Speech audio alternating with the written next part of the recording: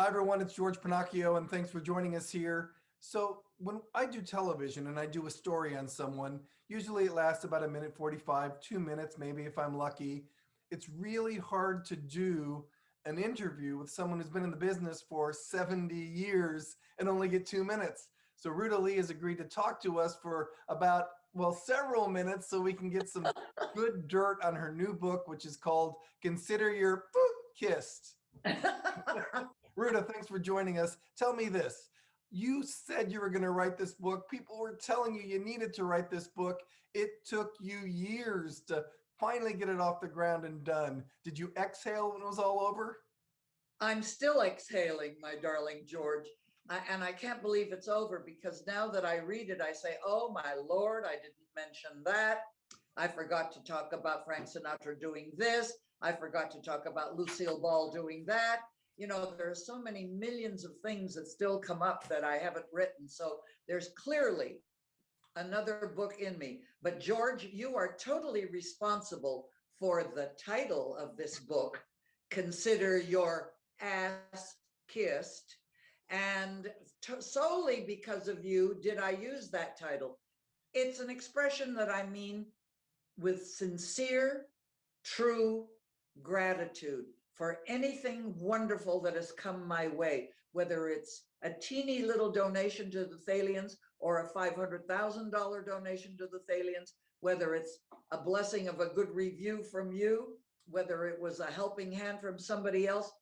The most sincere form of thanks that I can think of to say is, please consider your darling ass kissed, and I mean it. And I do, George. You're responsible. Well, I've heard you say that a lot, and I know it means a lot to you. Let's talk about the Thalians briefly. This is a mental health charity that was started long ago.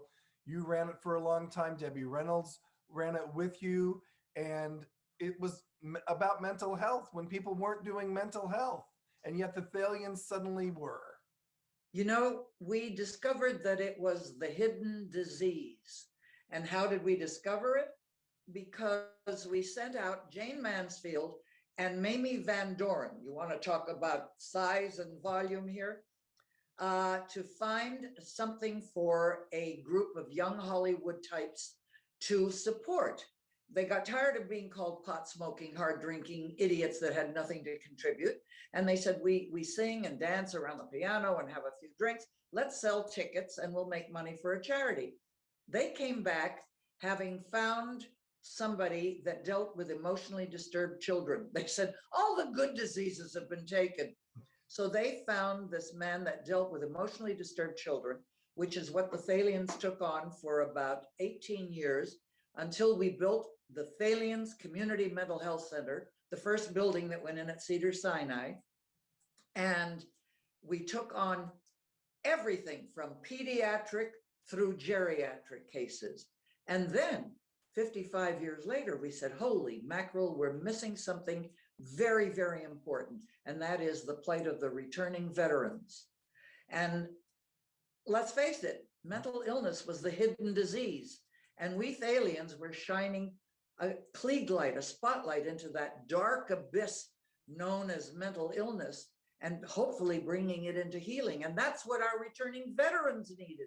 And they were falling through the cracks. And so we joined up with UCLA and Operation Mend. They heal the broken and fractured bodies. We Thalians deal with the broken and fractured mind and spirit. And with the help of all of America, supporting the Thalians, we're doing the best we can for the love of God and the love of humanity. Yes, sirree, spring discloses that it's all. One supposes it's a real bed of roses, wagging tails, rubbing noses. Seven Brides for Seven Brothers, your big break. People still watch it today.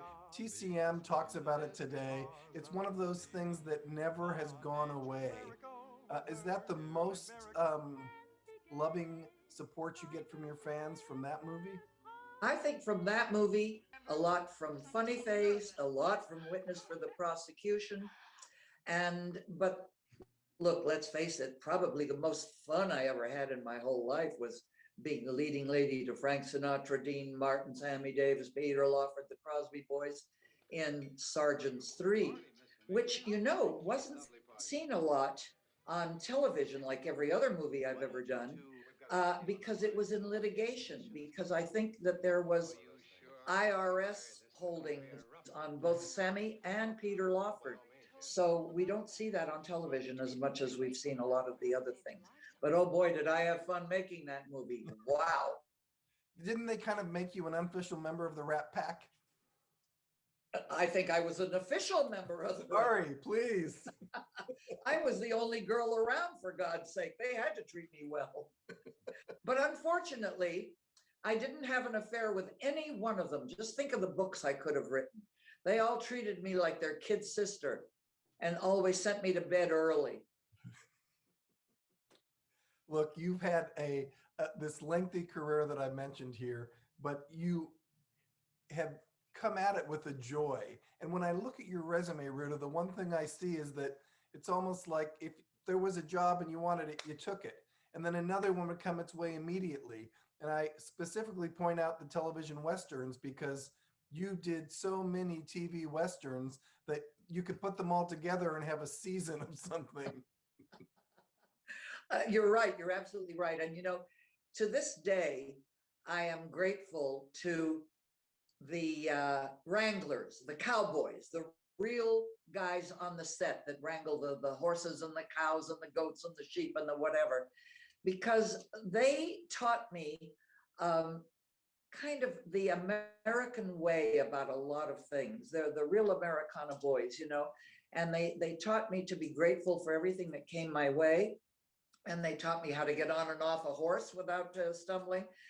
They taught me how to ride. And above all, they taught me how to handle a gun and to have great respect for the guns that won the West, you know. And I have a great debt of gratitude. And I want all those cowboys that ever taught me anything to consider their darling asses kissed. I know you couldn't talk about every television performance you ever did in this particular book, but you go through a lot of your experiences on different shows. And it was fun to see who you liked, why you wanted to do the show, what it was like to be on that particular show. Those are some of my favorite moments. You just give us those encapsulated bits that you know there are other backstories too. Was it important for you to just kind of relive those moments and those people that you held so dear? Absolutely, because in most cases I had forgotten that I'd even done the show, you know, and when a name came up, I all of a sudden a flash would come to me, and I thought, you know, that I've sort of been in your position, George, as an interviewer rather than an interviewee, and I know that when you can get quick, bright, sparkly answers, it works very well. And I also know, as well as you do, when you get monosyllabic answers to your questions, that kind of is a little tough too. So I tried to give everybody just a touch of what they might like to know about somebody that I had the experience with. Today, if you talk to performers, they will tell you sometimes that they were told to stay in a lane. You're either going to do this, you're either going to do that. But you broke all those rules because you did musicals, you did drama, you did comedy, you were hosting television. I know, often sitting next to Regis Philbin for a week or whatever, and then you did High Rollers with Alex Trebek before Jeopardy. So you kind of never placed limitations on what you did for show business. Who You know, told George, you could I do it? don't know whether it was a curse or a blessing, but I did it all.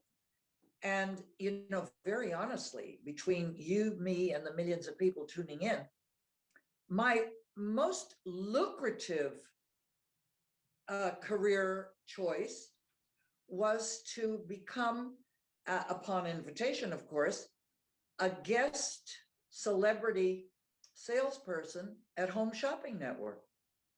I mean, that was an amazing experience to be touching millions of people with one hello, and as myself, not as somebody else. So I was always very grateful to the game shows and the talk shows and Home Shopping Network for introducing me to America and Canada and everywhere in the world as Ruta Lee, not as a character that I was playing. That was a very wonderful, wonderful blessing and a great experience, and I learned a lot. Well, you know you're not going to get out of this interview without talking about Lucy. Lucille Ball, you were a guest on her show on more than one occasion. Clearly, you liked each other. She was honored by the Thalians. She was considered the queen of comedy and, held that reign for many, many years. And why do you think these two people clicked? I think that Lucy was one of the very secure ladies that knew who she was, what she was all about, and didn't mind having younger kind of tootsies around her.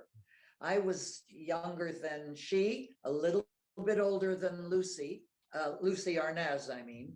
And so somehow we fit in between. And I was constantly a guest in her home because she loved to play games. She loved charades. And then, of course, I almost lost her because she became very enamored of backgammon, and I don't know from backgammon. But Lord, I love being at her house. And I write to that effect in the book about some of the experiences. But, she was very, very close with Carol Cook, who, and also with Barbara Stewart, who was Miss Bunny on Gomer Pyle, and of course, Carol Burnett. And to think that all of us would sit around in Lucy's living room and play games, but as I write in the book, God forbid you were hungry. There was never anything in Lucy's refrigerator. I do not understand that. What are people telling you after they've read your book?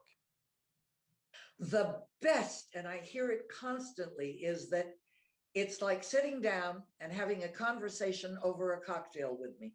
And I just love that. That means that my voice carried onto the black and white of the page. And I'm so grateful for that. I'm so grateful that that's what happened.